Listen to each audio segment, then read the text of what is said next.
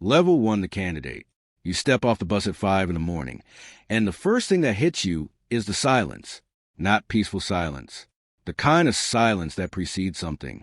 The kind that exists in the moment before a storm announces itself. 12 instructors are standing in a line watching you, and the 19 other candidates climb out with your gear and your confidence and your reasons for being here. None of them say anything. They just watch. You will learn later that the watching started before you stepped off the bus. The evaluation began the moment the vehicle pulled through the gate. How you sat, whether you slept, who talked too much, who stared out the window. The sorting process has no official start time because the sorting process never stops. The attrition rate is 68%. An instructor mentions this during the first morning briefing the way a pilot mentions cruising altitude. Informational, neutral, not a threat, just the mathematics of this particular environment. Roughly 7 of you will be gone before the course ends. Some will quit, some will be removed. Some will perform adequately on every measurable metric and still be cut because the unmeasurable things are actually what the program is selecting for. You do not know which category you are in. They will not tell you. That uncertainty is part of the test. The first week is not about shooting. You grew up with rifles. You know fundamentals. You can put rounds on paper at distances that impress people at civilian ranges. None of that matters here. None of that is even discussed. The first week is stalking, moving across open terrain without being detected by instructors who have spent years learning to see things that should be invisible. You low crawl through fields of grass and brush while men with binoculars scan every inch of ground looking for movement. Not you specifically. Any movement. A blade of grass bent in the wrong direction. A shadow shifting when the wind is not blowing. The disturbance that living things create simply by existing in space. If they see you, you go back and start over. You learn to move inches per hour, not as a metaphor. Literally, you cover ground at a rate that makes a normal person's concept of movement irrelevant. You build a ghillie suit from materials you gather yourself, burlap and local vegetation, and patience, until you are wearing something that looks less like a person and more like a piece of the landscape that learned to breathe. You learn that patience is not a personality trait here. It is a technical skill. A measurable, trainable, testable capability that separates the people who stay from the people who leave. The candidates around you fall away in clusters. One quits after a night navigation exercise that went wrong in ways that nobody fully explained. He was there at dinner and gone before breakfast. His bunk stripped, his gear accounted for, his decision made in the dark hours when decisions like that get made. 2 are cut after a range incident. Not safety violations exactly, judgment failures, the kind that reveal a person's relationship to pressure. 1 candidate performs every physical task at the top of the class and breaks on day 11, doing nothing more demanding than waiting. Something in him simply stops cooperating. You stay because leaving has stopped being an option your mind makes available. Not because you are the best here. You are not the best here. The best candidate in your group is a quiet person from rural Montana who grew up hunting elk at altitude and has a natural relationship with precision and patience that the rest of you are working to manufacture. You are not him, but you refuse to quit. Every hour of lying motionless while insects investigate your face. Every failed stalk that sends you back to the beginning. Every moment when your body is asking for relief your mind refuses to authorize. You file all of it somewhere useful, somewhere that feeds resolve rather than doubt. The shooting comes later, and it is harder than you expected. Not harder mechanically, harder intellectually. Precision shooting at distance is a physics problem that requires real-time calculation of variables that change constantly. Wind that shifts direction and speed between the moment you make your call and the moment the round arrives at the target. Temperature differentials between air layers that bend the bullet's path in ways that require adjustment, not guesswork. Gravity acting on a projectile for the entire duration of its flight in ways that change with distance in a nonlinear relationship. The fundamentals you thought you had mastered are the foundation of a structure you have not yet begun to build. The final evaluation is 4 days. Minimal sleep, minimal food, stalks under live evaluation, shots under observation. Physical and mental stress accumulated to a level where the person you are under normal conditions stops being available and whoever you are underneath that has to do the work. You discover something useful about yourself during those 4 days. Your mind gets quieter when things get harder. Not slower, quieter. The noise that fills normal thinking, the self-consciousness, the doubt, the awareness of being watched. It reduces under pressure rather than amplifying. The harder things get, the more clearly you see what needs to happen next. This is not a skill you developed here. It is a characteristic you discovered here. You graduate in the lower half of your class. Not exceptional, not marginal, competent. You receive your designation and your orders, and you ship to a unit that needs experienced eyes more than it needs celebrated scores. The education is finished. The learning is just beginning. Level 2, the spotter. Your team leader has 7 years of operational experience and eyes that always seem to be looking slightly past whatever is in front of him. His name is Sergeant Harlan. He has been on 4 deployments before this one. He has made shots and called shots and watched shots go wrong in ways that cannot be undone. He carries this in specific ways. The way he positions himself in any room so he can see every entrance. The way his hand moves toward his sidearm when a door opens unexpectedly in a secure environment. Dreams he does not discuss, but everyone on the team has heard through walls. You are the spotter, junior member of the pair. The spotter is not the supporting role that the title implies. The spotter is the external processing system that allows the shooter to exist entirely inside the mechanical execution of the shot.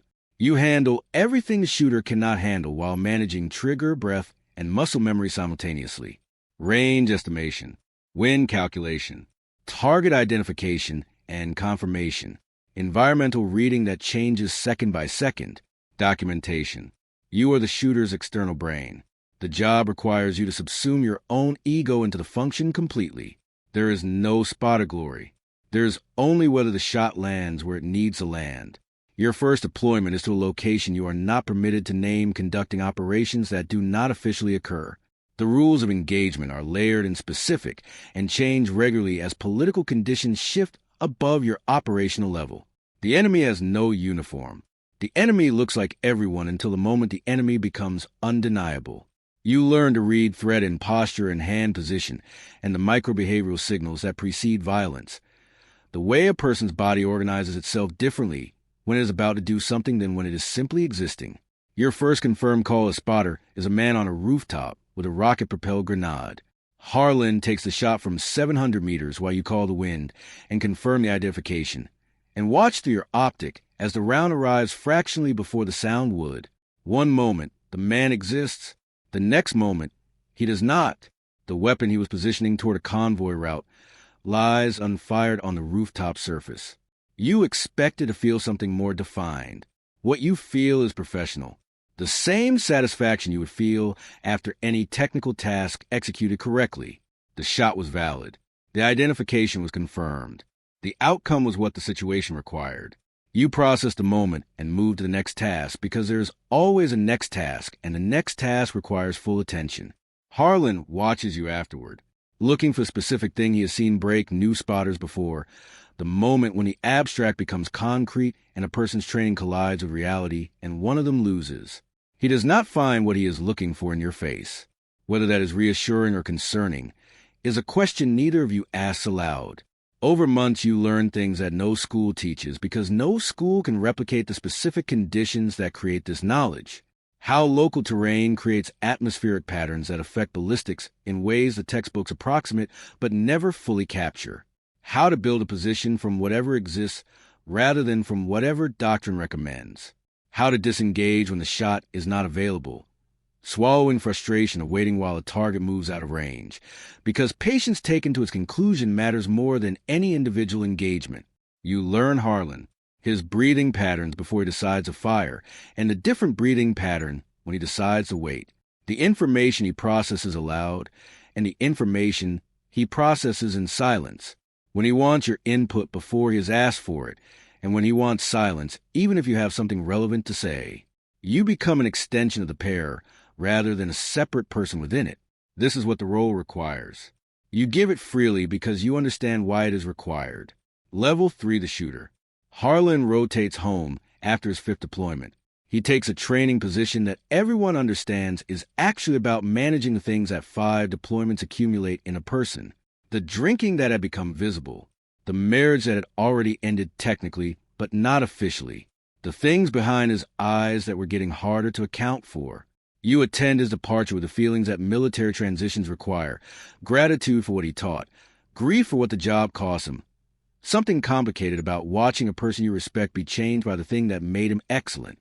His replacement is technically senior to you in rank, practically dependent on you in every other way. The team needs a shooter. You become the shooter. Rank accommodates necessity in small units, operating without close oversight. Your first shot as primary shooter is textbook. Confirmed target at modest distance. Stable conditions. Clean mechanics. The training executes itself. You do not feel elevation into a new status. You feel the familiar professional satisfaction of a task done correctly and the awareness that conditions will not always be this cooperative.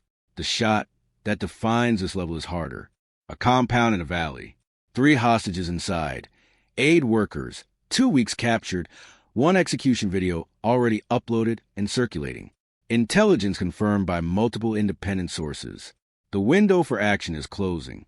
You set up at 1,400 meters, farther than you have ever engaged in operational conditions. The wind in the valley is thermal-driven and directionally inconsistent, shifting every few minutes as the afternoon heat creates atmospheric chaos. Your spotter calls adjustments that keep changing because the adjustments are correct for a moment and then the moment passes. You wait hours watching the compound through optics that make distance irrelevant. You memorize the guard rotation. You identify the hostages through a window, faces matching the briefing photographs. Alive. For now. The shot opens at sunset when your target stops briefly at a position that the previous hours of observation told you he would return to. You apply corrections that combine calculation and something harder to articulate, the math and the pattern recognition, and the accumulated hours behind glass that allow you to know something is right before you can fully explain why it is right. The trigger breaks clean. 20 minutes later, the hostages are on helicopters heading somewhere safe. This feels different from the others. Not morally superior, just weighted differently. The arithmetic of what happened distributes differently across your conscience. 3 people are alive because the shot was good. You file this next to everything else and continue. Level for the instructor. You return to the school that produced you, standing where the instructor stood when you were the one being evaluated, watching candidates who carry the same combination of confidence and ignorance you carried when you arrived. Teaching reveals the gaps in your own understanding. You thought you knew why certain techniques worked. Explaining them to someone who does not yet know forces you to find the reasons beneath the rules, the principles that generate the procedures rather than just the procedures themselves. You become a more complete practitioner by learning to create practitioners. The candidates fail against the same fundamentals you failed against. Trigger management. The mental discipline required to wait without mentally leaving. The specific patience that allows a person to be absolutely still for hours and then execute precisely in the seconds when execution becomes possible. You watch them, and you learn to read which ones will persist. It is not the physically strongest. Physical strength is useful, but not predictive. It is not the naturally talented. Natural talent without discipline creates inconsistency at the worst moments. The ones who persist are the ones who treat failure as data, who adjust based on what went wrong rather than repeating the same error, while expecting the repetition to produce a different result. You develop a reputation for standards that do not negotiate and criticism that is specific rather than general. Candidates who pass your cycle perform better in their initial deployments. That metric is the only one that matters. But teaching creates distance from the work itself. The skills you maintain on training ranges feel technically identical to operational skills and practically different in a way you struggle to define. The readiness that combat creates, the specific focus that exists when consequences are real, becomes theoretical in a training environment no matter how seriously everyone takes it. You miss deployment. This is the uncomfortable thing that you do not say aloud, because saying it aloud requires explaining what you miss about it, and what you miss about it is not socially acceptable to miss. You miss the clarity. The reduced world of an operational environment where the variables are dangerous but finite and your role within them is exactly defined. Training is valuable. Training is what you're doing instead of being there. When the deployment opportunity comes, you take it without significant deliberation. Level 5, the team leader. The soldiers you lead now are young in ways that are not just about age. They have different cultural references, different relationships to technology, different assumptions about what is normal that reveal how much time has passed between when you started and where you are now. They call you old man with a specific affection that means they respect you and find you slightly incomprehensible. Your knees tell you when weather is changing. Your back catalogs every hour spent in positions that prioritize concealment over comfort. Recovery from hard operations takes longer than it used to by a margin that keeps growing. But you lead because experience is not replaceable by youth. You have seen the ways good technical operators make poor decisions under pressure. You have seen the ways disciplined average operators make correct decisions in the same conditions. You know which instinct to trust and which to override, and you know this from evidence rather than theory. The shot that builds your reputation within the unit happens at 1,700 meters. Difficult angle, variable conditions, time pressure that does not allow the preparation that distance normally requires. The target is moving between vehicles in a pattern that creates a window measured in single-digit seconds. You make the shot because not making it means losing the target entirely, and you make it correctly because there is no acceptable alternative. The team discusses this shot for months. The story grows slightly with each retelling. You do not correct the exaggerations because the team's confidence in you has operational value that accuracy does not. Privately, you know how much the physics cooperated at the critical moment. The wind paused almost exactly when you needed it to. The target's movement hesitated slightly longer than the pattern predicted. You were good enough to use what the moment offered. You were also fortunate. Knowing both things is important. Knowing only one of them creates the kind of overconfidence that produces the other kind of shot. The shot nobody discusses is the one that visits you at night. Bad intelligence. Your identification was correct based on everything you had. Your shot was mechanically perfect. The outcome was a man who was doing something that looked like what the intelligence said and was actually something different. The review cleared you. The investigation found no procedural failure. The rules of engagement had been followed. These findings are real, and they do not touch the thing they were designed to address. The man's face is specific in a way that the others are not. It asked a question that justified clearance does not answer. You carry this because not carrying it would require becoming something you do not want to become. The soldiers who feel nothing concern you more than the soldiers who feel too much. The pain at least confirms a conscience is still functional. You learn to carry weight without letting the weight stop you from carrying what needs to be carried next. Level 6, the master. The title is not official. It is given by other professionals who recognize it in the specific way that people with shared experience recognize things in each other that cannot be seen from outside. It means you have remained functional across a duration that most people in this profession do not remain functional across. Not invulnerable, functional. Still capable of doing the work, and still capable of knowing why the work matters, and still capable of carrying what the work costs. You rotate now between deployment and development. Testing equipment that engineers have built to make future snipers more effective, optics that calculate environmental corrections automatically, rifles that adjust for conditions without conscious input from the shooter. The engineers are skilled. They do not understand what they are removing. The human variables they are trying to eliminate are also the source of the judgment that makes this profession different from simply launching projectiles at coordinates. The intuition that comes from thousands of hours in the field. The moral weight that exists in a person making a decision rather than a system executing an algorithm. Automate too much and you do not get a better sniper. You get something that operates without conscience, which is not better. It is a different and more dangerous problem. Your last deployment is both the easiest and the hardest. Easy because the operations are within your capability with margin to spare. Hard because you know it is the last one. Knowing changes the quality of your attention. You watch your team with the awareness of ending. You appreciate the ordinary moments of operational work that years ago were unremarkable. The final shot happens before you know it is final. Confirmed target, standard conditions, proper mechanics, clean outcome. Professional execution of a task that has become as natural as breathing. You do not know it is your last until you are on the transport home. Then you know with the specific certainty of things that cannot be unfelt once they are felt. 20 years. More operations than you counted.